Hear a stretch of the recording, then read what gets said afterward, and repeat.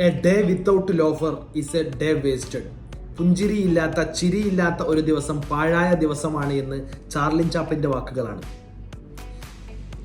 നുണയാം നുകരാം ജീവിതമധുരം എന്ന സിറാജുദ്ദീൻ പർവത സാറിന്റെ ബുക്കിൽ ഒരു ചാപ്റ്ററിൽ ഒന്ന് ചിരിക്കൂ എന്ന് പറഞ്ഞുകൊണ്ട് അദ്ദേഹം എഴുതി വെച്ച കുറെ കാര്യങ്ങളുണ്ട്.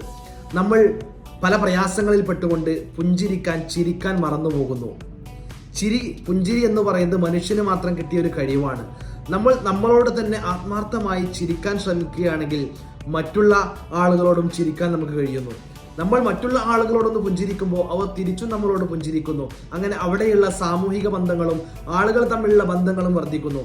നമ്മുടെ സുഹൃത്തിനോടൊന്ന് പുഞ്ചിരിക്കുന്നത് പോലും സൽക്കർമ്മമാണ് എന്ന് പഠിപ്പിച്ചതാണ് നമ്മുടെ പ്രവാചകൻ. അപ്പൊ നമുക്കറിയാം, ഏത് പ്രശ്നങ്ങളുണ്ടെങ്കിലും പ്രയാസങ്ങളുണ്ടെങ്കിലും നമുക്ക് ആ പ്രയാസങ്ങളിൽ മാത്രം കുടുങ്ങിക്കിടക്കാതെ ഉള്ള അനുഗ്രഹങ്ങളിൽ തൃപ്തിപ്പെടാനും ആ ഉള്ള കാര്യങ്ങൾക്ക് വേണ്ടിയിട്ട് ഒന്ന് ചിരിക്കാൻ മനസ്സ്